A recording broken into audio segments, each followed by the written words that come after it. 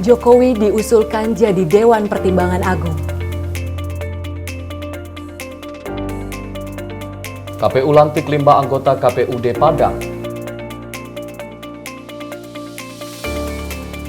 Sistem gate pelabuhan Tanjung Priok alami gangguan. Dishub DKI tertibkan juru parkir liar.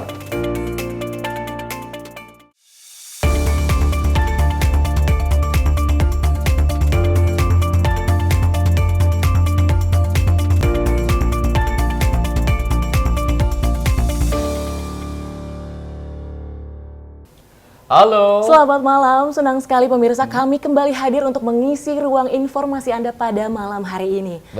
Benar sekali Bu Ramadi, pemirsa Sinpo TV di malam hari ini beristirahat, kita akan hadirkan informasi-informasi yang sudah kita rangkum selama satu hari ini. Ya, tadi ada sejumlah sorotan, di antaranya Presiden Jokowi ini diusulkan untuk menjadi Dewan Pertimbangan Agung. Jadi nanti isinya akan menjadi ada presiden, kemudian ada wakil presiden seperti itu.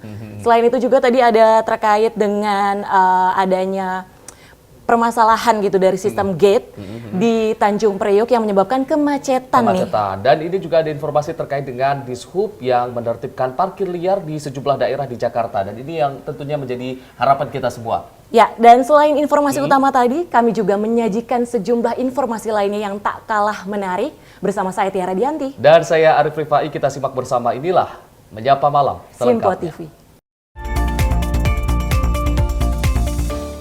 Tiara dan juga pemirsa, kita awali informasi malam hari ini dengan pimpinan DPR menegaskan bahwa rencana DPR melakukan revisi Undang-Undang Nomor 39 Tahun 2008 tentang Kementerian Negara bukanlah untuk mengakomodasi jumlah menteri. Pimpinan DPR Dasko menjelaskan bahwa rencana revisi Undang-Undang tentang Kementerian Negara bertujuan untuk mengoptimalkan kinerja kabinet di masa depan. Selain itu, pembahasan terkait hal tersebut dikabarkan belum pernah dibahas. Sebenarnya begini, kalau ada revisi undang-undang kementerian bukan untuk mengakomodasi jumlah menteri dalam jumlah tertentu, tetapi kemudian mungkin untuk mengakomodasi kepentingan, kebutuhan nomenklatur dan juga bagaimana mengoptimalkan, memaksimalkan kerja-kerja kabinet di masa depan. Cuma pada saat ini hal tersebut belum pernah dibahas di tempatnya Pak Prabowo. Sehingga saya tidak bisa komentar lebih jauh demikian. Dari Jakarta, Sri Dewi Andayani, Dava Ahmad, Sinpo TV melaporkan. Anggota Badan Legislasi Fraksi Partai Demokrat Herman Hairon mengatakan pembahasan revisi Undang-Undang Kementerian Negara akan menyesuaikan urgensi dan kebutuhan Presiden terpilih. Dan menurutnya pembahasan revisi Undang-Undang Kementerian Negara dilakukan demi terwujudnya negara yang efektif. Hal tersebut disampaikan Herman Hairon saat ditemui di gedung DPR RI Senayan, Jakarta pada Rabu siang. Anggota Balik Fraksi Partai Demokrat ini berpendapat revisi Undang-Undang Kementerian Negara merupakan hal biasa. Terlebih undang-undang tersebut belum dilakukan revisi sejak 2008. Selain itu, Herman menilai revisi Undang-Undang Kementerian Negara perlu untuk dibahas, karena demi mewujudkan keefektifan negara dalam menggarap sektor-sektor yang menjadi tujuan berbangsa dan bernegara. Jadi di badan legislasi ya utamanya seluruh undang-undang itu dievaluasi dan dilakukan monitoring terhadap pelaksanaan implementasi undang-undang itu. Dan undang-undang kementerian lembaga ini memang belum ada revisi sejak tahun 2008. Padahal kan politik itu dinamis. Apalagi posisi ataupun portofolio kementerian dan lembaga negara itu sangat dibutuhkan mengikuti terhadap perubahan-perubahan yang terjadi dan tentu pada akhirnya menjadi domain dari presiden terpilih. Karenanya kalaupun ada keinginan untuk merevisi ya tentu dalam pandangan kami memang ini sudah saatnya kita tinjau, kita revisi berapa jumlah dan portofolio apa yang nanti akan dicantumkan di dalam undang-undang kementerian dan lembaga ini. Ya kita tunggu saja nanti revisinya. Kebetulan saya juga ada di panja undang-undang ini. Tentu nanti kita akan melihat sejauh mana urgensi dan pengembangan terhadap kementerian dan lembaga ini. Tapi kan ini kok bisa pas banget. Dari Jakarta, Sri Dewi Andayani, Dava Rizkiano, Sinpo TV melaporkan. Partai Golkar memastikan akan menyerahkan sepenuhnya keputusan terkait dengan jumlah pos kementerian kepada Presiden dan Wakil Presiden terpilih Prabowo Gibran. Dan Ketua DPP Partai Golkar Dev Laksono menegaskan pos kementerian dan nama kabinet merupakan hak prerogatif Presiden terpilih Prabowo Subianto. Partai Golkar dipastikan akan menyerahkan sepenuhnya kepada Presiden dan Wakil Presiden terpilih Prabowo Gibran dalam hal pembentukan kabinet. Hal tersebut disampaikan Ketua DPP Golkar Dev Laksono merespon wacana penambahan jumlah kementerian di kabinet Prabowo Gibran. Golkar dipastikan akan mendukung penuh segala keputusan dari Prabowo Subianto sebagai presiden terpilih terkait dengan nama kabinet dan jumlah pos kementerian nantinya. Lebih luas soal rekomendasi menteri dari Golkar, Dev menegaskan hal tersebut nantinya akan disampaikan langsung oleh Ketua Umum Golkar Erlangga Hartarto. Untuk jumlah kementerian dalam pemerintahan berikutnya, kita serahkan sepenuhnya kepada Presiden terpilih untuk menentukan seperti apa bentuk pemerintahannya, berapa jumlah kementeriannya, apa nama kementeriannya, siapa menterinya, itu adalah hak prerogatif Presiden. Presiden terpilih dalam hal ini adalah Pak Prabowo. Nah, pasti menteri-menteri dari Golkar itu akan direkomendasikan langsung oleh Pak Erlangga Hartarto selaku Ketua Umum Golkar, merekomendasikan kepada Presiden dan beliau mereka lah yang menentukan siapa yang layak ditempatkan di masing-masing kementeriannya tersebut. Dari Jakarta, tim Sinpo TV melaporkan. Ya, sebenarnya ini terkait untuk memuluskan pemerintahan.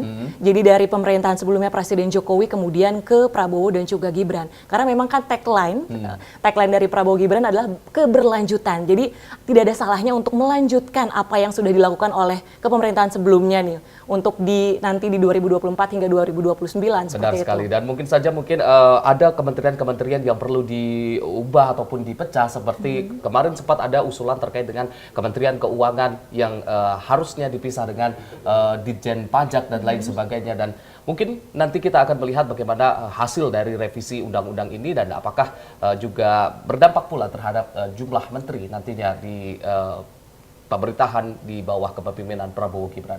Ya, dan kita beralih ke informasi lain terkait dengan Presiden Joko Widodo merespon tentang usulan atau wacana soal dirinya yang dijadikan sebagai Dewan Pertimbangan Agung di pemerintahan selanjutnya. Dan Jokowi menegaskan bahwa saat ini masih menjabat sebagai Presiden Republik Indonesia dan fokus bekerja untuk rakyat. Posisi penting layak diberikan kepada Presiden Joko Widodo di pemerintahan selanjutnya periode 2024-2029. Jokowi diusulkan menempati posisi Dewan Pertimbangan Agung di masa pemerintahan selanjutnya. Merespon hal itu, Presiden Joko Widodo menegaskan masih fokus menjalani tugasnya melayani rakyat sebagai kepala negara. Ini saya itu masih jadi presiden sampai masih 6 bulan lagi loh. Tapi ketika masih presiden. Ketika kita jadi penasihat khusus Pak Prabowo, ya sekarang masih bekerja kayak gini ditanyakan.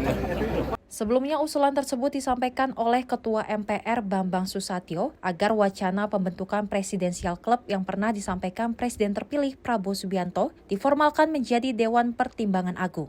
Dari Jakarta, tim Sinpo TV melaporkan.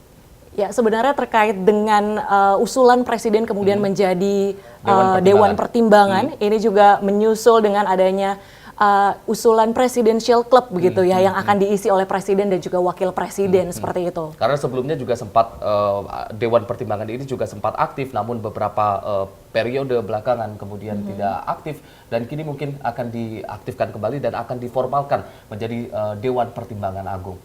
Dan kita ini masih terkait dengan Dewan Pertimbangan Agung atau usulan terkait dengan Pertimbangan Agung, yaitu pengamat politik Ujang Komarudin mengatakan bahwa usulan posisi Jokowi menjadi Dewan Pertimbangan Agung di pemerintahan selanjutnya adalah usulan positif dan tidak ada masalah. Menurutnya, transisi ke pemerintahan selanjutnya akan berjalan mulus dan skema keberlanjutan akan berjalan sesuai dengan semestinya. Ya itu bagus-bagus saja, positif-positif saja, baik-baik saja, ya mungkin Jokowi pengalamannya, pikirannya, gagasannya masih dibutuhkan oleh pemerintahan Prabowo Gibran ke depan, ya maka posisi atau tempat di One Team Press itu menjadi sebuah keniscayaan. Ya silahkan, itu tergantung dari Pak Prabowo Gibran untuk menempatkan Pak Jokowi di tempat yang terhormat, yang mulia. Saya rasa itu hal yang bagus. Kenapa ya? Agar keberlanjutan pemerintahan itu ya terjadi memang. Artinya transisi kepemerintahan Jokowi Ma'ruf Amin ke Prabowo Gibran berjalan mulus.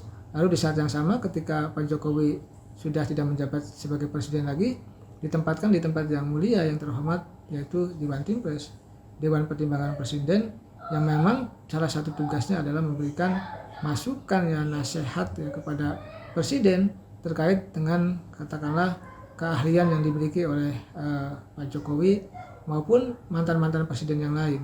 Saya melihatnya sesuatu yang bagus ya, karena bagaimanapun memang mantan presiden itu harus diberdayakan ya, harus ditempatkan di tempat yang pas, yang cocok untuk kepentingan ya katakanlah membantu pemerintahan Prabowo Gibran ke depan. Dan ini lagi-lagi terkait dengan keberlanjutan tadi, dengan Presiden Jokowi yang sudah memimpin Indonesia 2 periode, jadi lebih memahami terkait dengan isu-isu terkait tentunya, dan itu akan kemudian dibahas atau dilanjutkan kemudian untuk keberlanjutan ataupun kemajuan dari bangsa Indonesia, begitu. Benar sekali. Dan tadi terkait dengan usulan revisi dari undang-undang kementerian tadi juga ada statement dari Partai Golkar yang mungkin ini juga sekaligus menjawab bagaimana kemarin sempat ada isu bahwa Golkar sempat meminta jatah menteri, namun kemudian langsung dijawab bahwa itu merupakan hak prerogatif dari presiden terpilih yaitu Prabowo Subianto, dan kita nanti akan melihatnya bersama-sama. Ya, dan semakin menarik, kita akan kembali setelah jeda, tetap di Menyapa Malam Sinpo TV. Makin mudah baca berita di aplikasi Sinpo ID. Pilih rubrik berita yang kamu suka seperti berita hukum, politik, peristiwa, budaya, olahraga, gaya hidup, dan berita dari kancah dunia. Selain itu, supaya nggak ketinggalan info update, kamu juga bisa cek laman utama berita terkini dan menyalakan notifikasi. Download aplikasi Sinpo ID sekarang juga.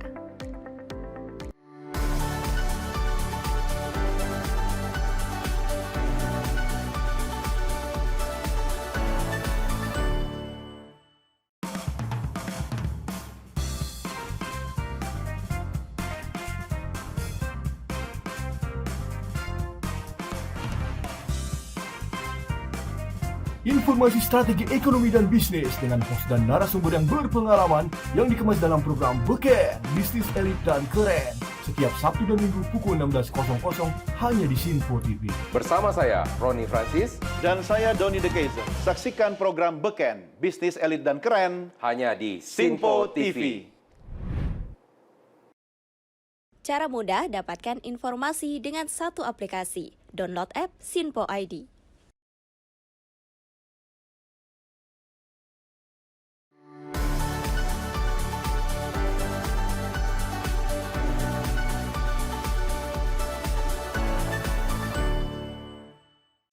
Halo, salam jumpa pemirsa. Kami kembali hadir dengan rangkaian informasi yang dihimpun dari berbagai penjuru dunia. Kami hadirkan rangkuman informasi terkini dari seluruh penjuru dunia hanya untuk Anda.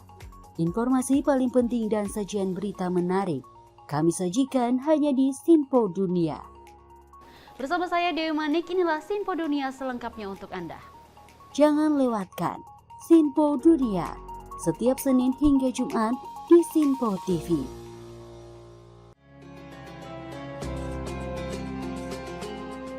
Sambut pagi hari dalam program Ngopi, ngobrol perkara ilmu bersama Ustadz Ahmad Haris dan Bunda Suri Susanti. Setiap hari pukul 5 pagi hanya di Sinpo TV.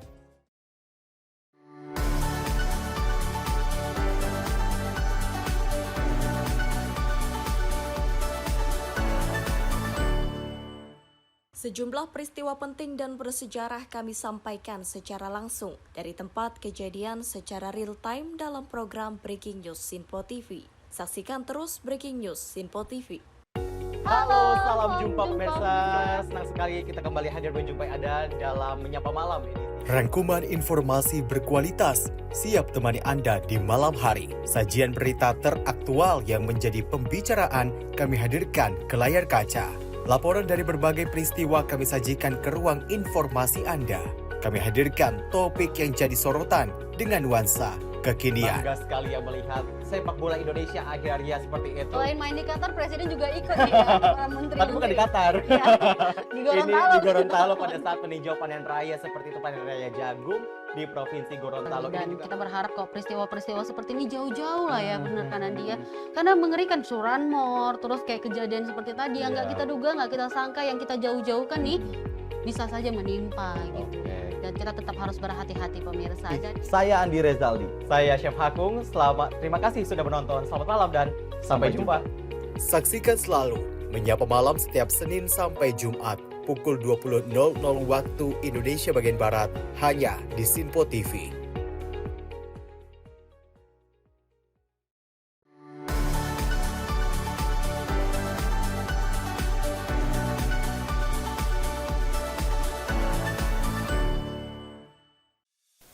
Apa kabar pemirsa? Senang sekali saya Sally Siregar dapat menjumpai Anda dalam Simpo Dunia Sepekan. Kami temani akhir pekan Anda bersama sanak saudara dan keluarga tercinta. Dengan sajian informasi yang unik dan menarik dari berbagai negara. Pastinya kami akan memberikan berita yang unik dan menarik yang kami rangkum dalam Simpo Dunia Sepekan. Jangan lewatkan Sinpo Dunia Sepekan setiap Sabtu dan Minggu hanya di Sinpo TV.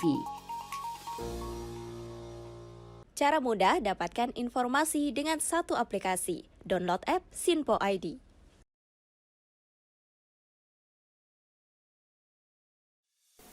Salam jumpa pemirsa, Anda menyaksikan Sinpo Sepekan bersama saya Syem Hakung. Beragam informasi selama sepekan kami sajikan untuk Anda. Rangkuman berita yang menjadi sorotan media massa siap menemani akhir pekan Anda bersama keluarga tercinta. Bersama saya Syem Hakung, kita jelang informasi selengkapnya untuk Anda. Kami hadirkan Sinpo Sepekan setiap minggu pukul 6 pagi hanya di Sinpo TV. Sinpo TV kembali hadir pemirsa dengan berbagai informasi yang terjadi di parlemen selama satu pekan terakhir dalam program Warta Parlemen bersama saya, Andi Rezaldi. Dari ruang komisi hingga ruang sidang paripurna, sejumlah keputusan penting kerap kali diputuskan oleh para wakil rakyat di gedung Dewan. Agar tidak terlewatkan sejumlah peristiwa penting dan bersejarah dari gedung parlemen kami sajikan kepada pemirsa Sinpo TV dalam Warta Parlemen. Hadir setiap Sabtu pukul 9 pagi waktu Indonesia Barat hanya di Sinpo TV. Cara mudah dapatkan informasi dengan satu aplikasi. Download app Sinpo ID.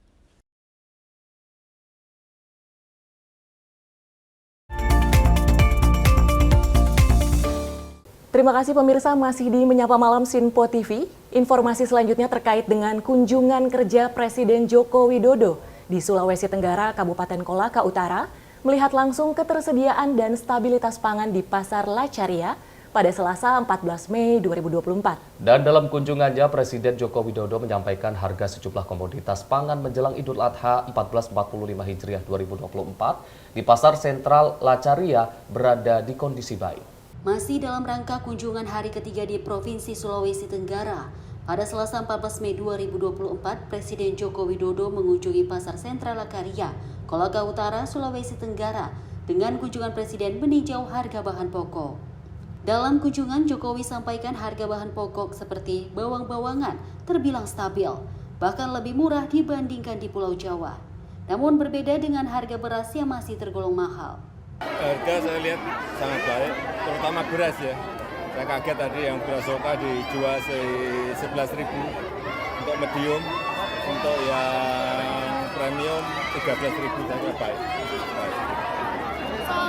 Kemudian stok nggak ada masalah, stok di Bulog sekarang ini yang biasanya ada di bawah 1,2 juta ton, ini sudah 1,8 ton. Sudah 1,8 juta ton, udah gede banget, sehingga untuk stok gak ada masalah. Soal kestabilan harga bahan pangan lain di jelang Idul Adha. Yang lain tadi bawang merah 35, kemudian bawang putih 50.000, saya Stabil Pak ya? masih baik, dan yang bawang merah malah lebih rendah dibanding di Jawa, jauh. Antisipasi lonjakan harga jelang Idul Adha, Pak. Antisipasi lonjakan harga jelang Idul Adha. Ya, kalau ini saya lihat saya sudah kedua pasar harga-harga baik, harga-harga terutama beras yang saya agak khawatir ikan beras. Beras di sini malah baik karena memang produksi lokalnya juga melimpah, nggak ada masalah.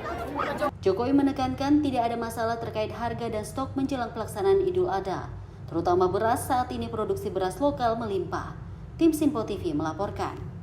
Kalau kita melihat sosok Presiden Jokowi ini memang menjadi agenda rutin terjun langsung ke lapangan, melihat bagaimana kondisi pasar dan tentunya apalagi ini melihat menjelang Hari Raya Idul Adha, tentunya melihat bagaimana harga-harga di pasaran yang mungkin biasanya mengalami kenaikan, tapi ini tadi berdasarkan kunjungan dari Presiden Jokowi, untungnya semuanya terpantau aman. Iya, diantaranya juga dari mulai harga beras, ini menjadi salah satu yang sebenarnya dikhawatirkan oleh Presiden, tapi ternyata untuk pasokan berasnya sendiri, ini juga dinilai aman nih berdasarkan kunjungan tersebut. Jadi itu memang merupakan salah satu cara yang dilakukan oleh Presiden Joko Widodo untuk lebih dekat mengenal permasalahan dan juga aspirasi tentunya dari masyarakat. Benar sekali. Dan informasi selanjutnya masih seputar kegiatan dari Presiden Joko Widodo, di mana Presiden Joko Widodo ini melantik Wakil Ketua Mahkamah Agung bidang non-yudisial dan 7 anggota baru LPSK di Istana Negara Jakarta. Dalam hal ini, Jokowi berharap mereka yang baru saja dilantik dapat memenuhi kewajibannya dan memegang teguh Pancasila dan Undang-Undang Dasar 1945. Presiden Joko Widodo melantik 7 anggota baru Lembaga Perlindungan Saksi dan Korban atau LPSK dan Wakil Ketua Mahkamah Agung bidang non-yudisial Soeharto di Istana Negara Jakarta. Sebelumnya, Mahkamah Agung telah menetapkan Hakim Agung Soeharto sebagai Wakil Ketua MA bidang non-yudisial, menggantikan Sunarto yang dilantik menjadi Wakil Ketua MA bidang yudisial pada 3 April 2023. Di saat yang bersamaan juga, Jokowi melantik 7 orang anggota baru Lembaga Perlindungan Saksi dan Korban atau LPSK. 7 orang yang dilantik adalah Anton PS Wibowo, Sri Suparyati, Susila Ningtyas, Wawan Fahrudin, Mahyudin, Ahmadi, dan Sri Nur Herwati yang akan menjabat pada periode 2024-2029.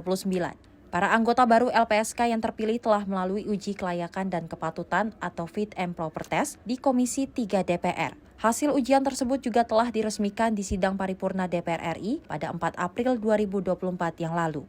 Dengan pelantikan Wakil Ketua MA dan anggota LPSK yang baru, Kepala Negara mengharapkan adanya kinerja yang sebaik-baiknya dan seadil-adilnya. Dari Jakarta, Tim Simpo TV melaporkan. Ya, tentunya pemilihan ataupun pelantikan dari Wakil Ketua Mahkamah Agung dan juga anggota LPSK ini telah melalui Fit and Proper Test. Jadi diharapkan tentunya bekerja sesuai dengan perundang-undangan begitu. Amin. Apalagi ini langsung dilantik oleh Presiden dan kita harapkan tadi apa yang diungkapkan oleh Presiden, harapan-harapan yang diungkapkan oleh Presiden bisa dilaksanakan karena memang harapan dari Presiden ini juga menjadi harapan rakyat. Ya, dan kita beralih ke informasi selanjutnya ini terkait dengan Wakil Presiden Ma'ruf Amin meluncurkan dan meresmikan lembaga amil zakat, yaitu Ruang Amal Indonesia. Dan Wapres berharap Ruang Amal Indonesia dapat memberikan kontribusi nyata bagi pembangunan nasional dalam mewujudkan kesejahteraan umat.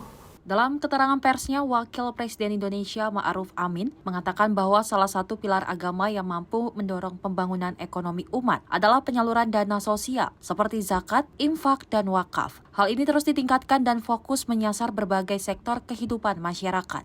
Wapres juga memberikan arahannya mengenai optimalisasi pengelolaan dana, diantaranya terkait pentingnya pemanfaatan teknologi digital dalam penghimpunan dana sosial. Di sisi lain, ia meminta adanya inovasi penyaluran dana sosial kepada penerima manfaat, agar dana tersebut tepat sasaran dan terjaga kemanfaatannya. Dengan begitu, pengelolaan dana tersebut memerlukan kerjasama dari berbagai lembaga serta pemangku kepentingan lainnya, agar tata kelola penyaluran berjalan beriringan demi membangun ekonomi umat. Saya meresmikan peluncuran Lembaga Amil Zakat Ruang Amal. Ya. Artinya ini Lembaga Amil Zakat bertambah. Ya, bertambah dan itu sudah mendapatkan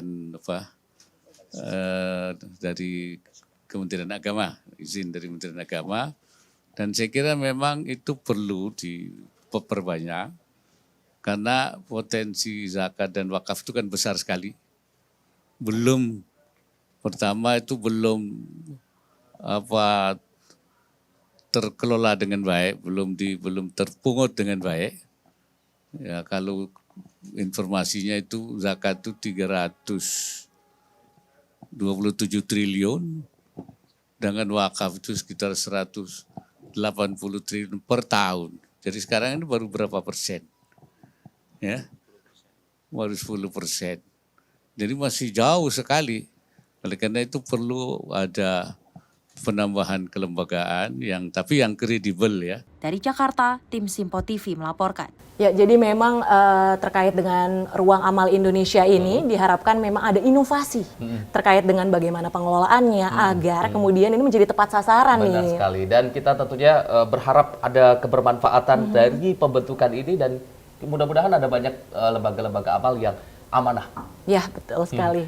Dan kita beralih ke informasi lain, pemirsa. Ketua KPU Hasyim Asyari memimpin pelantikan anggota KPU Kota Padang, Provinsi Sumatera Barat, periode 2024-2029. Dengan bertambahnya keanggotaan, diharapkan anggota KPU dengan sekretariat harus menjaga kekompakan dan solidaritas. Komisi Pemilihan Umum melantik 5 anggota KPU dari Kota Padang, Sumatera Barat, periode 2024-2029. Kelima anggota tersebut yaitu Arianto, Arser Kusnandi, Dori Putra, Jeffrey Haryanto, dan Randi Aditama. Pelantikan dipimpin oleh Ketua KPU Hasyim Asyari di kantor KPU Menteng, Jakarta Pusat. Ia mengingatkan sumpah yang diucapkan para KPU daerah mengandung tanggung jawab terhadap bangsa dan negara, serta memelihara dan menyelamatkan Pancasila dan Undang-Undang tahun 1945.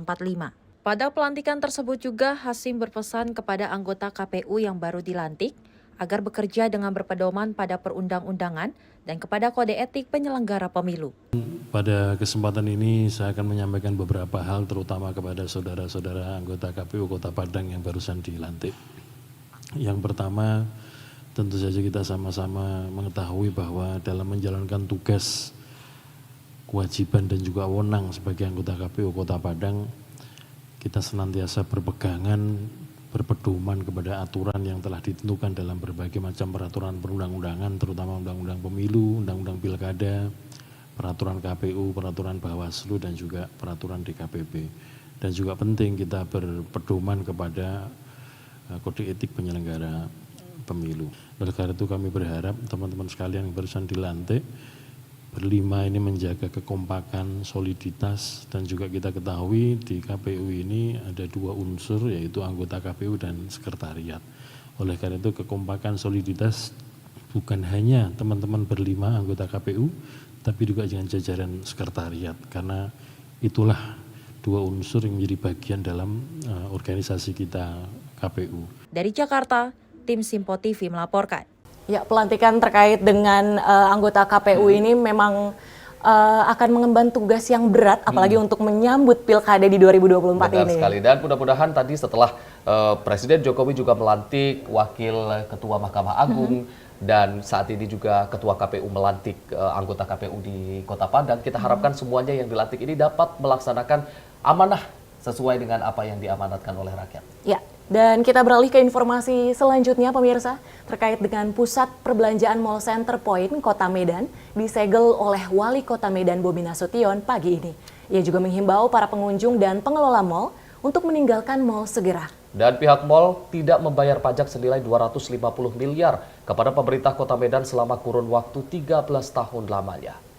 Wali Kota Medan Bobi Nasution bersama tim gabungan menyegel Pusat Perbelanjaan Center Point yang berada di Kota Medan, Sumatera Utara pada Rabu pagi. Tindakan penyegelan ini dilakukan imbas adanya tunggakan pajak yang tidak dibayar oleh pihak mal kepada pemerintah Kota Medan sejak tahun 2011 silam. Sebelumnya pada 2021, Pemkot Medan juga pernah menyegel mal ini dengan hal yang serupa, namun masih diberi kesempatan untuk membayar. Pintu masuk mal dipasang baliho bahwa bangunan disegel. Penyegelan ini terjadi pukul 11 siang waktu setempat dan pihak Satpol PP bersama polisi dan TNI menghimbau para pengunjung dan pengelola mal untuk segera meninggalkan lokasi karena akan disegel pada saat yang bersamaan. Mal yang berada di pusat kota Medan ini pun tidak memiliki izin mendirikan bangunan, IMB, serta izin pajak bangunan. Pemerintah Kota Medan melalui PT KAI dan PT ACK memberikan waktu hingga 30 Mei 2024 kepada pihak mal untuk menyelesaikan tunggakan pajak sebesar 250 miliar rupiah dan jika tidak, pusat pembelanjaan Mall Center Point Medan akan dibongkar. Kami memerintah Kota Medan hari ini hanya meminta hak kami yang diharuskan kalau ini ada pembayaran pajak. pajak itu sebesar 56 miliar. Ini karena sudah diminta hitung ulang, kita hitung ulang. Ayo sama-sama kita hitung ulang. 3 hari ke depan kalau memang kesepakatan bisa kita lakukan, hari Senin akan kita buka lagi. Artinya tidak boleh ada aktivitas? Tidak boleh ada aktivitas selagi ini belum ada kesepakatan. Bukan kepada seluruh pemilik gerai dan pengunjung untuk meninggalkan Mall Center Point karena sebentar lagi ini akan kita tutup. Tim Simpo TV melaporkan. Tindakan tegas yang dilakukan oleh Wali Kota Medan Bobi Nasution ini juga mudah-mudahan menjadi peringatan juga untuk perusahaan-perusahaan untuk taat membayar pajak. Ya, dan sebenarnya ternyata gitu sudah diinformasikan pada tahun 2021 gitu untuk melunasi tunggakan pajak tersebut, namun ternyata tetap diulangi.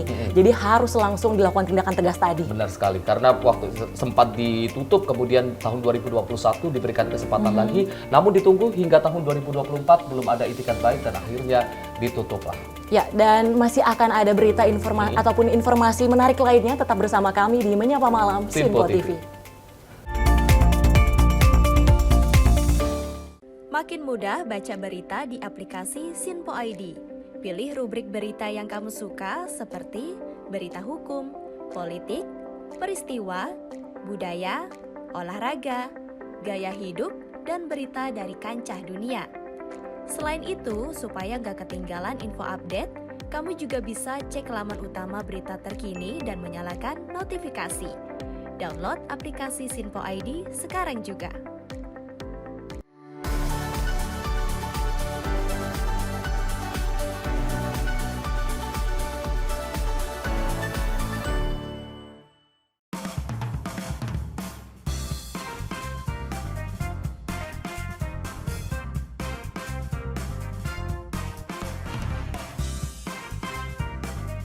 Informasi strategi ekonomi dan bisnis dengan host dan narasumber yang berpengalaman yang dikemas dalam program Beken, Bisnis Elit dan Keren. Setiap Sabtu dan Minggu pukul 16.00 hanya di Sinpo TV. Bersama saya, Roni Francis. Dan saya, Doni De Keizer. Saksikan program Beken, Bisnis Elit dan Keren. Hanya di Sinpo TV.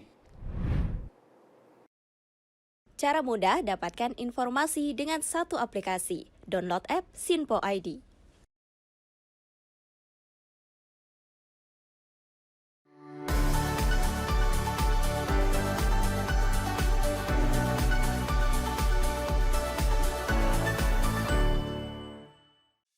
Halo, salam jumpa pemirsa. Kami kembali hadir dengan rangkaian informasi yang dihimpun dari berbagai penjuru dunia. Kami hadirkan rangkuman informasi terkini dari seluruh penjuru dunia hanya untuk Anda.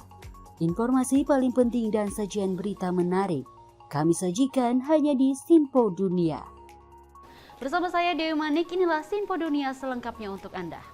Jangan lewatkan Sinpo Dunia setiap Senin hingga Jumat di Sinpo TV.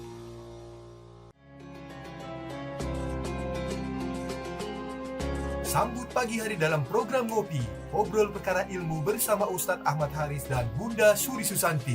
Setiap hari pukul 5 pagi hanya di Sinpo TV.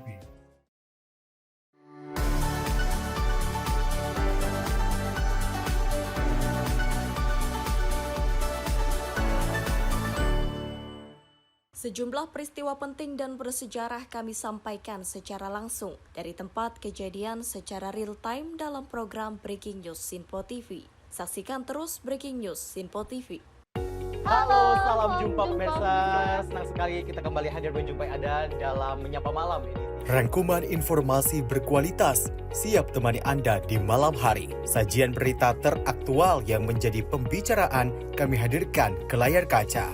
Laporan dari berbagai peristiwa kami sajikan ke ruang informasi Anda. Kami hadirkan topik yang jadi sorotan dengan nuansa kekinian. Bangga sekali yang melihat sepak bola Indonesia akhir-akhirnya seperti itu. Selain main di Qatar, Presiden juga ikut ya, para menteri. Tapi bukan di Qatar. Ya, di Gorontalo. Ini di Gorontalo pada saat meninjau panen raya seperti itu, panen raya jagung di Provinsi Gorontalo. Dan kita berharap kok peristiwa-peristiwa seperti ini jauh-jauh lah ya, benar kan dia. Karena mengerikan curanmor, terus kayak kejadian seperti tadi yang nggak kita duga, nggak kita sangka, yang kita jauh-jauhkan nih bisa saja menimpa gitu. Dan kita tetap harus berhati-hati pemirsa. Saya Andi Rezaldi, saya Chef Hakung. Terima kasih sudah menonton. Selamat malam dan Sampai jumpa. Saksikan selalu Menyapa Malam setiap Senin sampai Jumat pukul 20.00 waktu Indonesia bagian Barat hanya di Sinpo TV.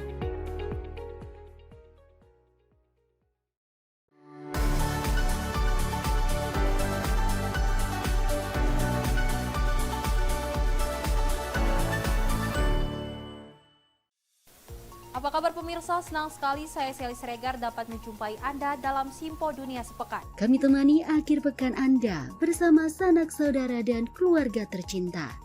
Dengan sajian informasi yang unik dan menarik dari berbagai negara.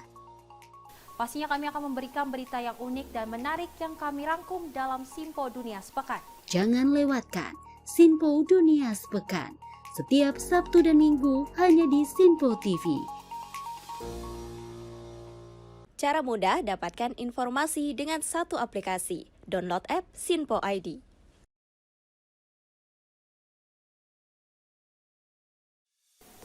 Salam jumpa pemirsa, Anda menyaksikan Sinpo Sepekan bersama saya Syam Hakung. Beragam informasi selama sepekan kami sajikan untuk Anda. Rangkuman berita yang menjadi sorotan media massa siap menemani akhir pekan Anda bersama keluarga tercinta.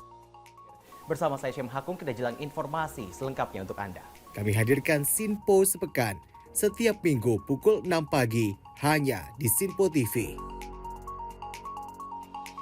Sinpo TV kembali hadir pemirsa dengan berbagai informasi yang terjadi di parlemen selama satu pekan terakhir dalam program Warta Parlemen bersama saya, Andi Rezaldi. Dari ruang komisi hingga ruang sidang paripurna, sejumlah keputusan penting kerap kali diputuskan oleh para wakil rakyat di gedung Dewan. Agar tidak terlewatkan sejumlah peristiwa penting dan bersejarah dari gedung parlemen kami sajikan kepada pemirsa Sinpo TV dalam Warta Parlemen. Hadir setiap Sabtu pukul 9 pagi waktu Indonesia Barat hanya di Sinpo TV. Cara mudah dapatkan informasi dengan satu aplikasi. Download app Sinpo ID.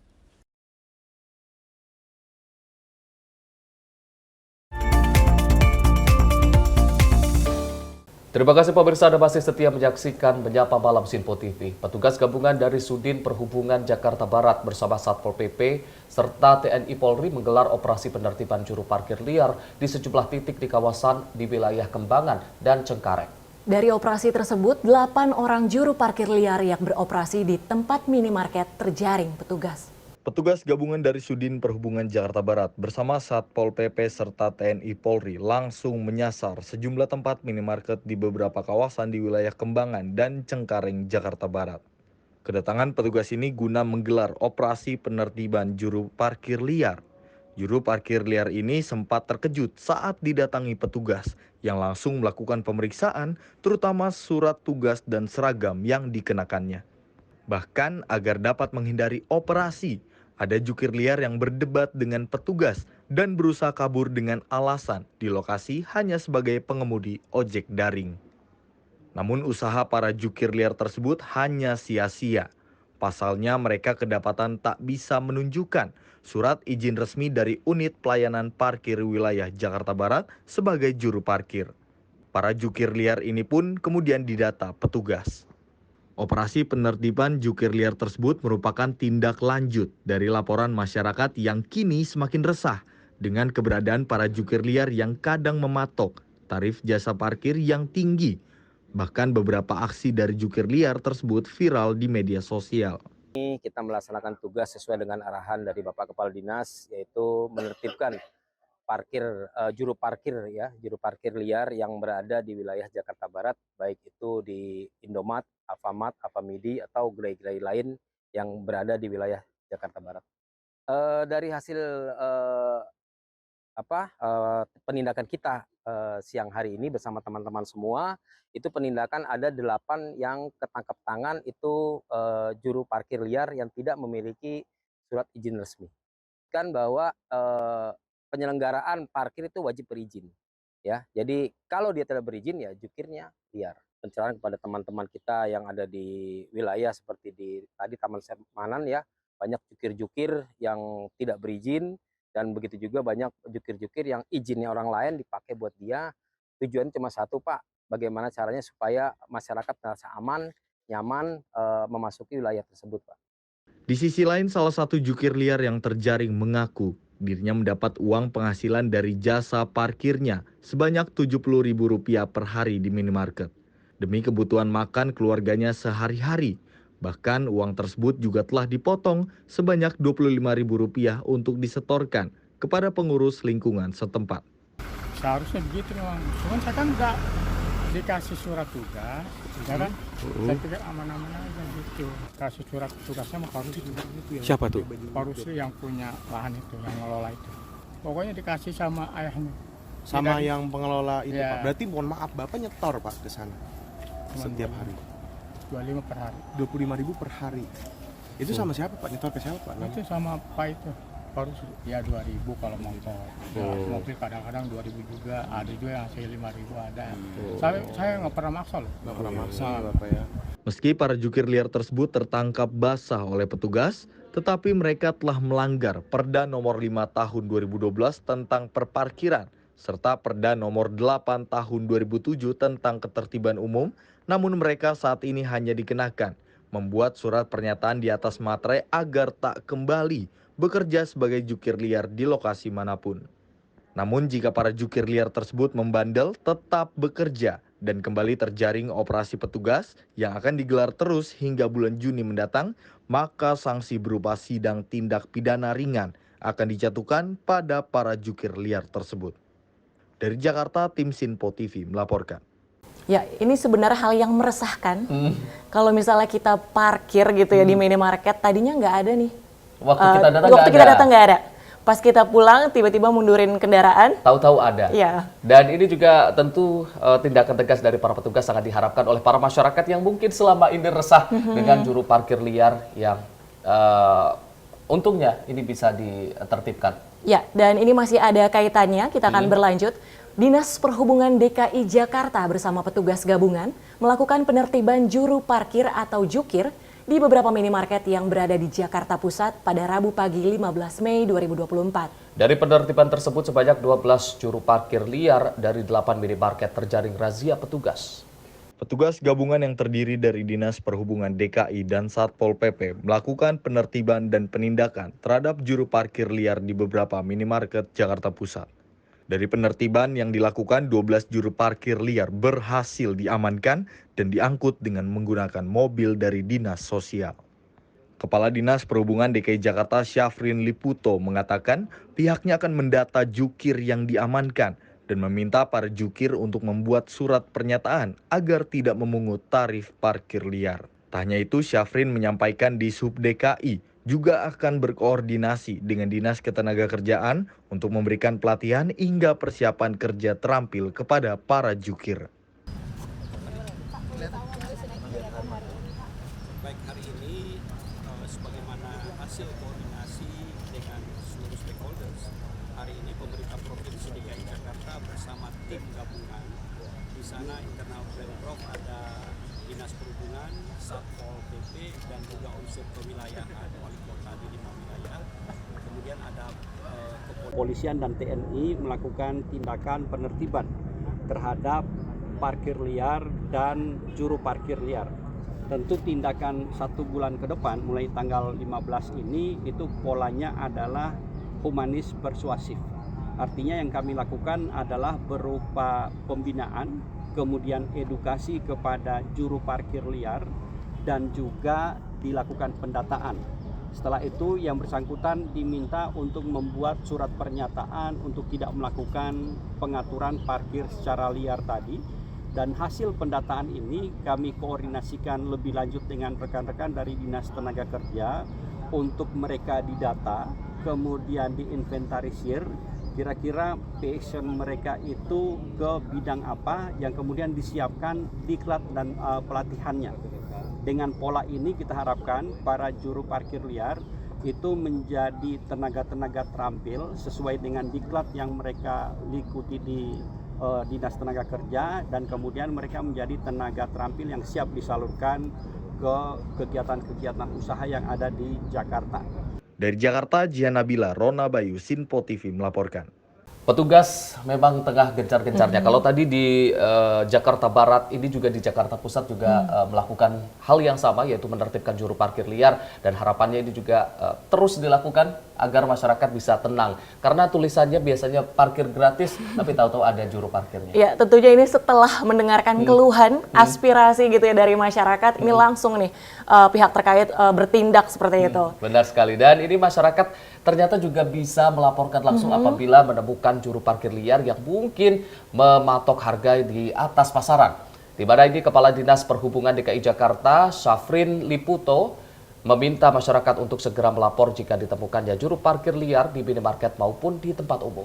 Syafrin mengatakan laporan tersebut bisa dilakukan melalui aplikasi Jakarta Kini atau Jaki dan melalui kanal aduan di media sosial cepat respon masyarakat atau CRM.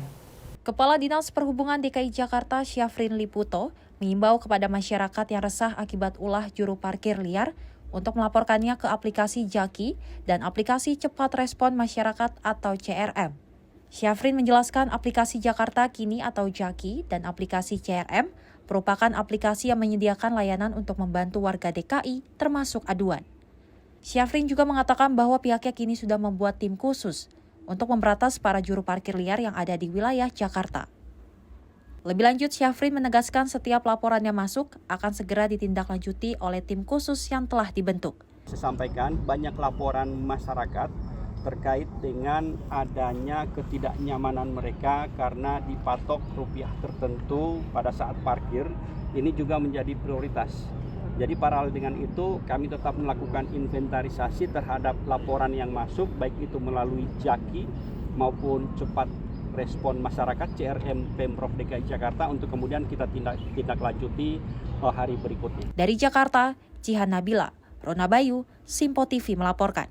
Ya, jadi memang untuk aduan ini lebih lengkap lagi. Masyarakat bisa dengan mudahnya melalui aplikasi tadi Jaki ataupun CRM tadi. Dan dari situlah baru pihak terkait akan melihat gitu ya, titik-titik mana saja sih yang menjadi concern atau perhatian gitu ya untuk terkait dengan juru parkir liar ini. Ini juga menjadi perhatian dari petugas, jadi harapannya tidak menunggu viral dulu, kemudian baru ditindak, dan ini bisa masyarakat bisa langsung melaporkan kepada petugas melalui aplikasi yang sudah disiapkan oleh petugas. Dan ini kepolisian juga mendukung langkah yang dilakukan oleh beberapa pihak terkait tadi, di mana Kabid Humas Polda Metro Jaya Kombes Pol Ade Ari meminta masyarakat agar segera melapor jika ada juru parkir yang meminta uang secara paksa atau memalak.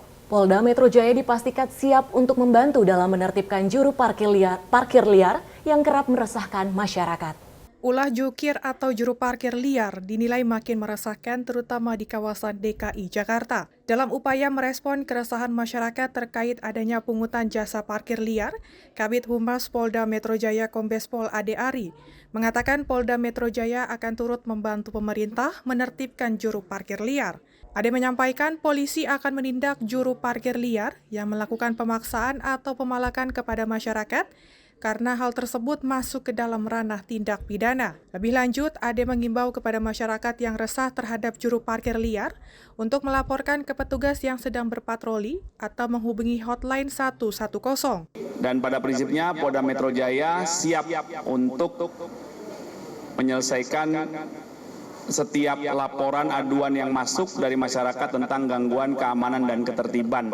Dan apabila ditemukan ada pelanggaran tindak pidana, maka pasti akan diproses sesuai hukum yang berlaku secara proporsional dan profesional tentunya ya. Terus Pak, apakah petugas parkir liar itu akan ditindak oleh Polda Metro Pak? Seperti apa Pak? Ya, nanti akan dilihat sesuai peristiwanya. Tahapan-tahapan imbauan, edukasi, pembinaan, hingga penegakan hukum akan dilakukan secara proporsional berdasarkan peristiwa yang dilaporkan atau ditemukan oleh petugas kami di lapangan. Masyarakat tidak perlu khawatir, ada 110 bisa telepon 24 jam, petugas kami patroli 24 jam juga di lapangan, ini tidak perlu khawatir. Dari Jakarta, Jihan Nabila, Mutia, Sinpo TV melaporkan. Ya, jadi sinergi, kolaborasi dari pihak terkait dari Dinas Perhubungan DKI Jakarta, kemudian Satpol PP dan juga tadi dari Polda Metro Jaya itu semakin akan lebih mempercepat ya penindaklanjutan terkait dengan isu ini begitu. Mudah-mudahan dengan adanya kolaborasi dari semua pihak dari para petugas-petugas ini memang sedikit banyak mengurangi jumlah juru parkir liar yang cukup meresahkan masyarakat, terutama di area-area umum yang seharusnya memang parkirnya gratis. Bahkan ada tulisan jelas parkirnya gratis tapi tahu-tahu dimintai uang parkir. Ya, kita akan beralih ke informasi selanjutnya pemirsa. Terkait dengan kendaraan pribadi di Jakarta akan dibatasi hingga 10 tahun masa pemakaian. Usulan ini tertuang dalam Undang-Undang Provinsi Daerah Khusus Jakarta atau DKJ. Hingga saat ini masih belum terperinci kendaraan pribadi apa yang akan dibatasi usianya hingga 10 tahun tersebut. Sebenarnya belum dengar, ini baru dengar dari abang ya. Tapi kalau menurut saya itu kurang efektif ya bang, karena masyarakat akan kesulitan berpergian dengan harus menggunakan kendaraan umum bang.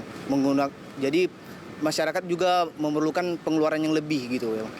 Kalau dibatasin setuju sih, karena biar nggak macet juga, terus polusi juga, polusi udara. Berarti macet dan polusi. Ya. Kalau dari kakaknya? Aku juga sih setuju. Sama juga? Iya, soalnya kalau mobil buat keselamatan juga sih Kak. Kalau mobil makin tua kayaknya makin kurang keselamatannya gitu, kadang safety-nya kurang. Kalau diterapin di Jakarta, kalau pemerintahnya yang mengganti kendaraan yang udah 10 tahun tanpa kita membeli baru dengan uang kita sendiri, nggak masalah. Jangan keputusan pemerintah ganti, kita yang bayar, kita keluar duit lagi, rugi. Berarti Om setuju kalau pemerintah yang ganti, jangan keputusan cuma bisa nyusahin rakyat doang. Tapi kan tujuan ini kan untuk mengurangi polusi dan kemacetan Jakarta, Om. Iya, tapi kan nggak semua orang punya uang. Gitu. Kita nyari makan aja susah. Terus motor udah 10 tahun suruh ganti, pakai duit apa? Kita kredit susah. Nah, kalau bisa pemerintah menyediakan atau subsidi untuk mengganti kendaraan yang udah 10 tahun itu. Gitu. Terkait usulan pembatasan ini rupanya tidak semua masyarakat sudah mengetahui rencana ini, sehingga mungkin akan menemui pro kontra di masyarakat, mulai dari mungkin yang pro terkait dengan akan mengurangi kemacetan, kemudian mengurangi polusi udara, dan semakin banyak nih diarahkan untuk menggunakan transportasi umum. Ya. Namun mungkin banyak yang kontra juga, mungkin ada pula ini merupakan kendaraan kesayangan yang sudah puluhan tahun dan ingin menggunakan kendaraannya, tapi kita masih menunggu bagaimana nanti hasil dari peraturan yang terbaru ini. Dan pemirsa, kita masih punya informasi menarik lainnya. Untuk itu jangan kemana-mana, tetaplah bersama kami di Menyapa Malam Sinpo TV. Makin mudah baca berita di aplikasi Sinpo ID. Pilih rubrik berita yang kamu suka seperti berita hukum, politik, peristiwa, budaya, olahraga, gaya hidup, dan berita dari kancah dunia. Selain itu, supaya nggak ketinggalan info update, kamu juga bisa cek laman utama berita terkini dan menyalakan notifikasi. Download aplikasi Sinpo ID sekarang juga.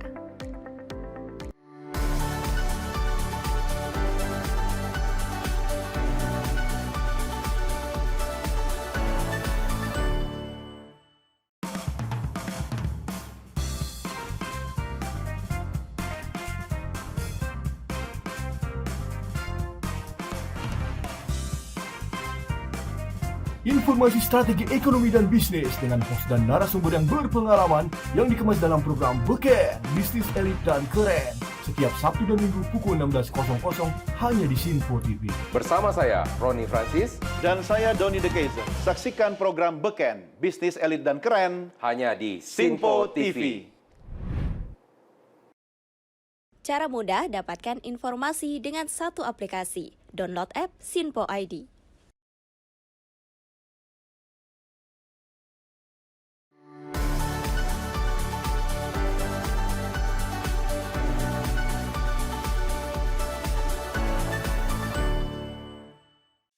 Halo, salam jumpa pemirsa. Kami kembali hadir dengan rangkaian informasi yang dihimpun dari berbagai penjuru dunia. Kami hadirkan rangkuman informasi terkini dari seluruh penjuru dunia hanya untuk Anda. Informasi paling penting dan sajian berita menarik kami sajikan hanya di Sinpo Dunia. Bersama saya Dewi Manik, inilah Sinpo Dunia selengkapnya untuk Anda. Jangan lewatkan Sinpo Dunia setiap Senin hingga Jumat di Sinpo TV.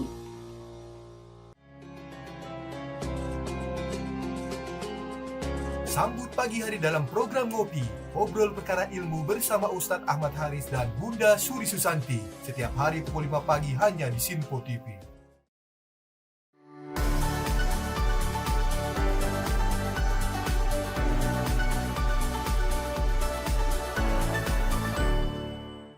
Sejumlah peristiwa penting dan bersejarah kami sampaikan secara langsung dari tempat kejadian secara real time dalam program Breaking News Sinpo TV. Saksikan terus Breaking News Sinpo TV. Halo, salam jumpa pemirsa. Senang sekali kita kembali hadir menjumpai Anda dalam Menyapa Malam ini. Rangkuman informasi berkualitas siap temani Anda di malam hari. Sajian berita teraktual yang menjadi pembicaraan kami hadirkan ke layar kaca. Laporan dari berbagai peristiwa kami sajikan ke ruang informasi Anda. Kami hadirkan topik yang jadi sorotan dengan nuansa kekinian. Bangga sekali yang melihat sepak bola Indonesia akhirnya seperti itu. Selain main di Qatar, Presiden juga ikut nih ya, para menteri. Tapi bukan di Qatar. Ya, di Gorontalo. Ini di Gorontalo pada saat meninjau panen raya seperti itu, panen raya jagung di Provinsi Gorontalo. Dan kita berharap kok peristiwa-peristiwa seperti ini jauh-jauh lah ya, benar kan Andi ya. Karena mengerikan curanmor, terus kayak kejadian seperti tadi yang nggak kita duga, nggak kita sangka, yang kita jauh-jauhkan nih bisa saja menimpa gitu. Dan kita tetap harus berhati-hati pemirsa. Saya Andi Rezaldi, saya Chef Hakung. Terima kasih sudah menonton. Selamat malam dan sampai jumpa.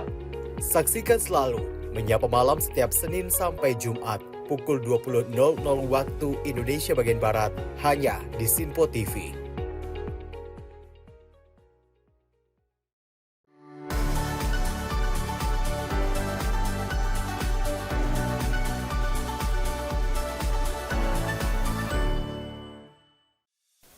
Apa kabar pemirsa? Senang sekali saya Sally Siregar dapat menjumpai Anda dalam Sinpo Dunia Sepekan. Kami temani akhir pekan Anda bersama sanak saudara dan keluarga tercinta.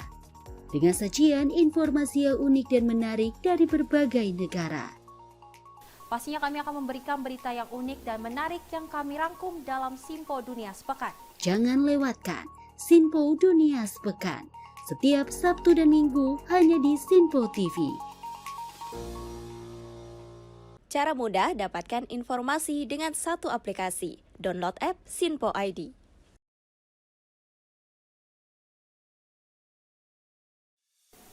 Salam jumpa pemirsa, Anda menyaksikan Sinpo Sepekan bersama saya Syem Hakung. Beragam informasi selama sepekan kami sajikan untuk Anda. Rangkuman berita yang menjadi sorotan media massa siap menemani akhir pekan Anda bersama keluarga tercinta. Bersama saya Syem Hakung, kita jelang informasi selengkapnya untuk Anda. Kami hadirkan Sinpo Sepekan setiap minggu pukul 6 pagi hanya di Sinpo TV. Sinpo TV kembali hadir pemirsa dengan berbagai informasi yang terjadi di parlemen selama satu pekan terakhir dalam program Warta Parlemen bersama saya, Andi Rezaldi. Dari ruang komisi hingga ruang sidang paripurna, sejumlah keputusan penting kerap kali diputuskan oleh para wakil rakyat di gedung Dewan. Agar tidak terlewatkan sejumlah peristiwa penting dan bersejarah dari gedung parlemen kami sajikan kepada pemirsa Sinpo TV dalam Warta Parlemen. Hadir setiap Sabtu pukul 9 pagi waktu Indonesia Barat hanya di Sinpo TV. Cara mudah dapatkan informasi dengan satu aplikasi. Download app Sinpo ID.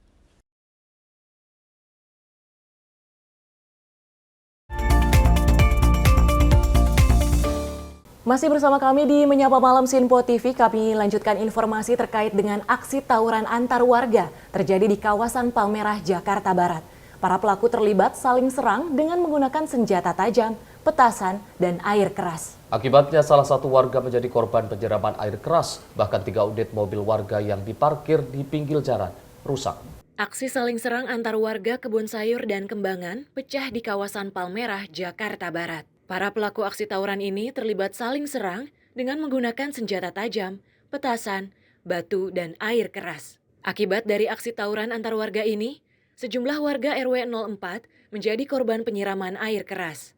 Tak hanya itu, 3 mobil warga yang diparkir di bahu jalan juga dirusak para pelaku tawuran. Menurut keterangan salah satu saksi di lokasi, aksi tawuran antar dua kelompok massa ini sudah kerap kali terjadi. Tentu saja hal ini sangat meresahkan warga sekitar. Meski tidak ada korban jiwa dalam peristiwa tawuran antar dua kelompok massa ini, namun pemilik kendaraan mengalami kerugian materi mencapai jutaan rupiah. Sebuah balon udara yang membawa petasan meledak di Dusun Muneng Tengah, Desa Muneng, Kabupaten Ponorogo, Jawa Timur, pada Senin 13 Mei 2024. 4 orang terluka dalam kejadian itu. Remaja berinisial IN mengalami luka serius sehingga harus dirawat di Rumah Sakit Umum Daerah Dr. Harjono, Ponorogo. Dokter jaga IGD RSUD Dr. Haryono, Agustina Wulandari mengatakan IN menderita luka bakar 63%. Bagian tubuh korban yang terluka antara lain kedua tangan, punggung, kaki, dan leher. Walau luka bakar tersebut 63%, tetapi Agustina menuturkan kedalaman luka tidak terlalu dalam. Saat ini IN menjalani perawatan intensif.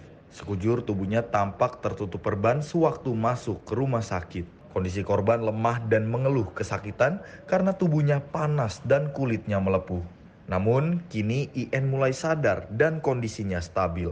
Selain IN, 3 orang lainnya juga terluka akibat ledakan balon udara itu. Hanya saja mereka dirawat di rumah masing-masing.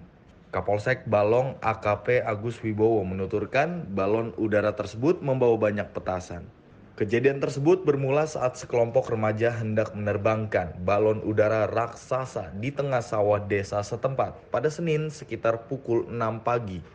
Akan tetapi ketika balon hendak terbang, terdapat petasan yang meledak dan mengenai para remaja tersebut. Atas kejadian ini, Agus mengimbau warga agar tak lagi melakukan kegiatan itu karena banyak merugikan dan membahayakan keselamatan. Tim Sinpo TV melaporkan. Gudang sendal yang berada di Jalan Yudhistira, Kelurahan Tegal Alur, Kecamatan Kalideres, Jakarta Barat, Senin malam ludes dilalap si jago merah. Belum diketahui penyebab pasti dari kebakaran ini, namun dugaan sementara api berasal dari konsleting listrik. Kobaran api membakar seisi gudang sendal yang berlokasi di Jalan Yudhistira, Kelurahan Tegal Alur, Kecamatan Kalideres, Jakarta Barat pada Senin malam.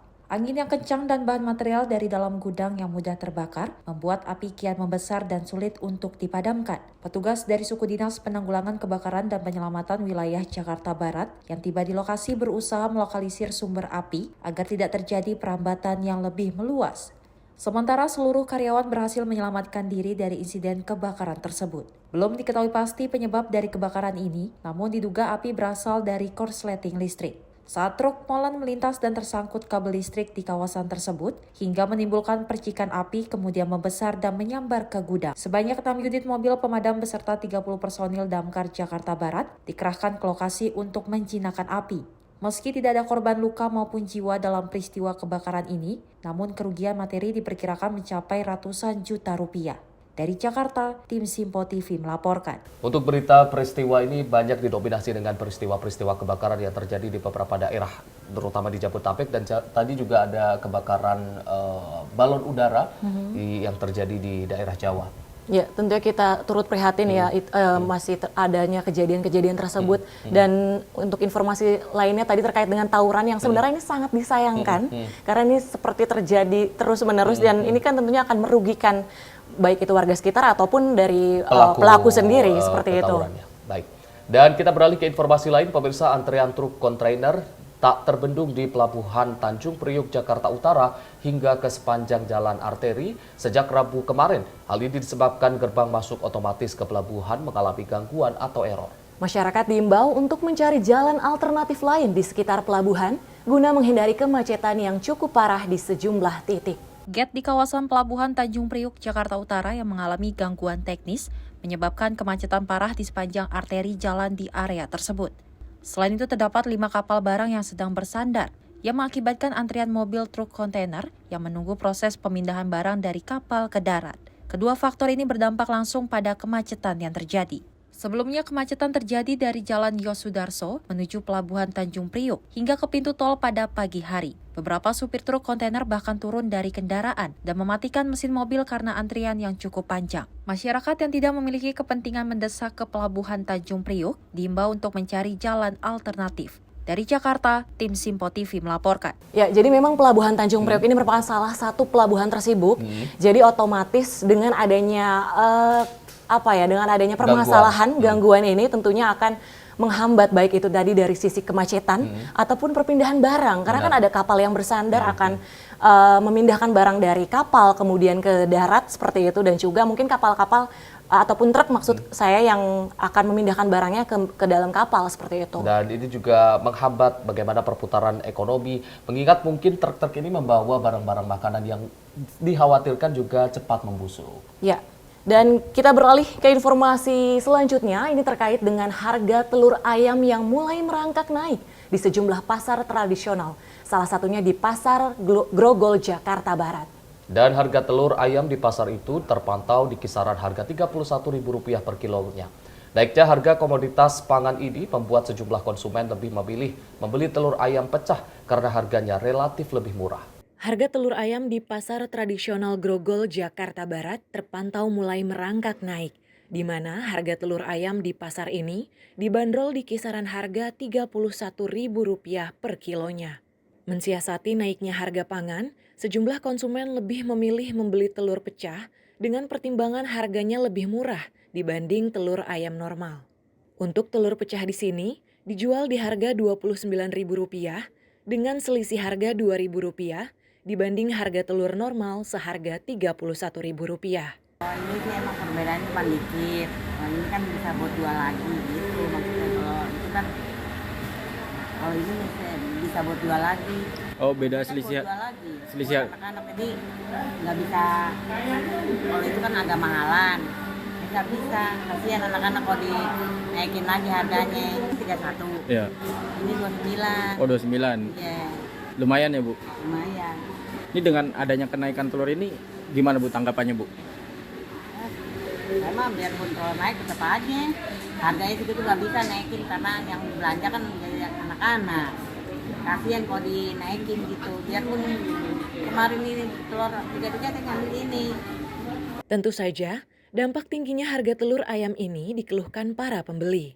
Meski harganya naik, konsumen tetap membelinya, mengingat telur ayam merupakan salah satu kebutuhan pokok yang diperlukan untuk asupan pangan tiap harinya. Kenaikan harga telur ayam ini diketahui sudah memasuki 1 pekan terakhir. Ya udah berapa minggu yang lalu. Oh gitu. Itu faktornya apa sih kenaikan telur ini? Ya dari sana dikanain supplier. Oh, dari sana, dari suppliernya ya, dari peternak ya berarti ya. Nah ini pendapatannya berkurang atau enggak sih dengan adanya kenaikan harga telur ini? Ini masih biasa. Masih biasa aja. Tapi kayaknya banyak yang beralih ya ke telur pecah atau gimana? Iya, ada juga yang pecah. Oh, banyak juga yang menyerbu telur pecah ini? Iya, ada. Keuntungannya gimana dengan adanya telur pecah ini sebenarnya? Itu gimana? Ya mendingan. Mendingan ya? Oh, gitu. Selisih harganya berapa sih, Pak? Beda 2.000. Benar. Masyarakat berharap agar pemerintah segera mengambil langkah konkret untuk menstabilkan harga telur ayam dan harga kebutuhan pokok lain di pasaran. Karena naiknya harga pangan ini dinilai sangat membebani masyarakat guna mencukupi kebutuhan hidup sehari-hari, di mana antara harga kebutuhan pokok yang melambung tak sebanding dengan melemahnya daya beli masyarakat. Dari Jakarta, tim Sinpo TV melaporkan. Agak miris sebenarnya ketika masyarakat lebih memilih membeli telur pecah, namun karena ini keadaan terpaksa, karena kalau telur utuh memang harganya tadi meningkat cukup drastis. Iya, padahal selisih harganya sebenarnya tidak terlalu jauh, itu dari untuk telur yang normal harganya 31.000, kemudian yang pecah 29.000, jadi selisihnya di 2.000. Sementara kan telur ini menjadi salah satu protein hewani gitu yang menjadi favorit tentunya bagi masyarakat Indonesia dan untuk mendukung pertumbuhan anak-anak juga terutama. Benar sekali, apalagi memang sebenarnya telur ini menjadi salah satu sumber protein yang relatif murah harusnya untuk masyarakat. Namun karena perbedaan 2.000 ini juga bagi emak-emak cukup memberatkan sebenarnya. Betul. Dan ini masih terkait dengan kenaikan harga bahan pokok. Masih di Pasar Grogol, harga daging sapi juga masih mengalami harga yang cukup tinggi. Harga daging sapi dibanderol dengan harga Rp140.000 per kilonya. Tingginya harga daging sapi membuat para pedagang daging mengalami penurunan omset penjualan, kurang lebih mencapai 50% karena sepi pembeli. Lapak para pedagang daging sapi di Pasar Grogol, Jakarta Barat terlihat sepi dari pembeli. Sejumlah lapak pedagang daging sapi juga terlihat banyak yang tutup. Hal ini diakui para pedagang lantaran masih tingginya harga daging sapi usai Hari Raya Lebaran. Harga daging sapi yang dijual di lapak penjual daging di Pasar Grogol ini per kilonya bisa mencapai Rp150.000, tergantung kualitas daging tersebut. Tak hanya dikeluhkan konsumen, imbas dari tingginya harga daging sapi, sejumlah pedagang mengaku mengalami penurunan omset penjualan hingga 50% karena kurangnya daya beli pada masyarakat. Menurut salah satu pedagang daging sapi yaitu Ade, biasanya ia bisa menjual 7 hingga 8 ekor sapi dalam beberapa hari. Namun menurutnya pasca Lebaran dirinya hanya sanggup menjual 2-3 ekor sapi saja. Harga yang masih tinggi, mana dari sananya daya belinya. Kita juga bisa beli, jualnya agak susah. Sebenarnya kan pengen buat terus. Apalagi kayak tukang baso, coba bikin baso ya, itulah. Harganya masih tinggi. Berapa Pak sekilo? Sekilo sekarang masih 140, ada yang 150.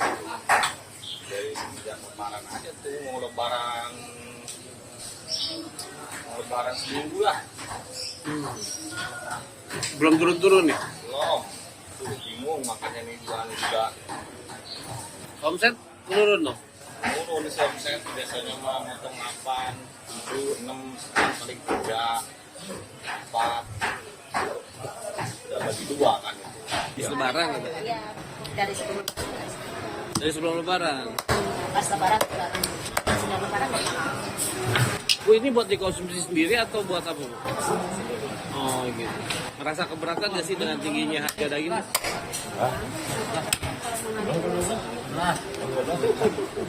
Masak aja ya berarti ya. Karena kebutuhan ya.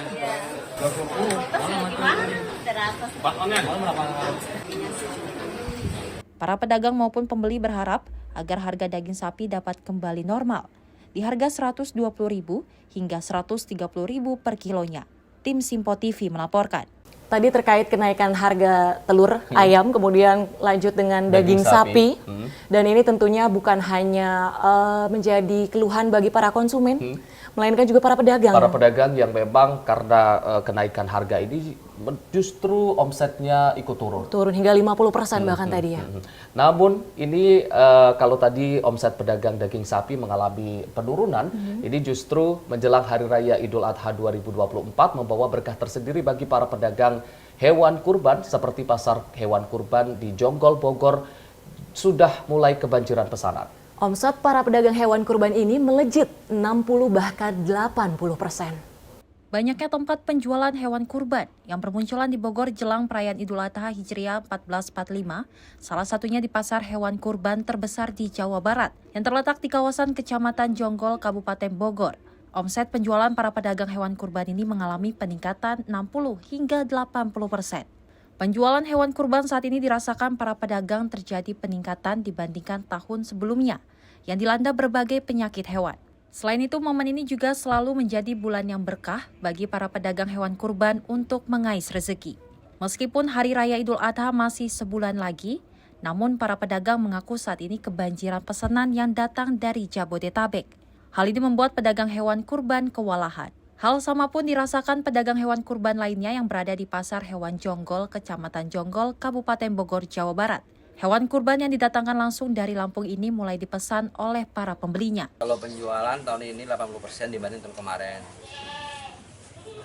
Untuk harga sapi sendiri kisaran dari berapa ke berapa? Harga sapi dari di bawah 20 sampai di atas 30. 18 juta ada, 19 ada, 22 ada, 25 ada, 30 ada, 35 ada. Nah Bang, untuk sapinya sendiri berasal dari mana aja Bang? Berasal dari Lampung semua nih Bang. Untuk yang dari Jawa tidak ada ya Bang? Untuk dari Jawa tahun ini belum ada. Alasannya apa? Alasannya harga tahun ini agak miring di Lampung Pak, dibanding sama di Jawa Timur. Nah Bang, untuk perawatannya sendiri sebelum diberikan ke konsumen, seperti apa Bang perawatan sapi? Kalau perawatannya biasa, ampas tahu, konsentrat, dedek, setiap harinya gitu pagi sore. Sama diberikan vitamin-vitamin ya Bang? Iya, vitamin-vitamin, obat. Pasar hewan jonggol memang menjadi tempat penjualan hewan kurban terbesar di Jawa Barat. Lokasi yang terletak di Desa Jonggol, Kecamatan Jonggol, Jawa Barat ini kerap dibanjiri pesanan hewan kurban setiap tahunnya. Menjelang Hari Raya Idul Adha, berbagai macam jenis hewan kurban pun dijual di pasar hewan ini, mulai dari sapi berjenis limosin hingga sapi berasal dari Lampung. Namun di tahun ini para pedagang enggan menjual sapi yang berasal dari Jawa akibat tingginya harga penjualan. Harga hewan kurban yang dijual di pasar hewan jonggol ini bervariatif, mulai dari 17 juta hingga 50 juta rupiah, tergantung bobot hewan kurban sendiri. Dari Kabupaten Bogor, tim Simpo TV melaporkan. Meski Idul Adha kurang sebulan lagi, namun ini omset penjualan dari para pedagang hewan kurban sudah mengalami peningkatan bahkan hingga 80%. Ya, ini menjadi berkah tersendiri tentunya bagi para pedagang, apalagi kan nanti semakin mendekati hari Idul Adha akan menjamur gitu ya. Semakin meningkat lagi. Betul. Dan ini mungkin juga menjadi salah satu indikator bagaimana ekonomi masyarakat saat ini juga cukup meningkat, mungkin pasca pandemi kemarin yang sempat lesu, namun kali ini setelah pandemi selesai akhirnya banyak masyarakat yang bisa berkurban kembali. Ya, dan informasi tadi sekaligus mengakhiri jumpa kita di Menyapa Malam Sinpo TV pada edisi kali ini. Saya mewakili kerabat kerja yang bertugas mengucapkan selamat malam, selamat beristirahat. Saya Arfi Fai. Dan saya Tiara Dianti. Sampai jumpa.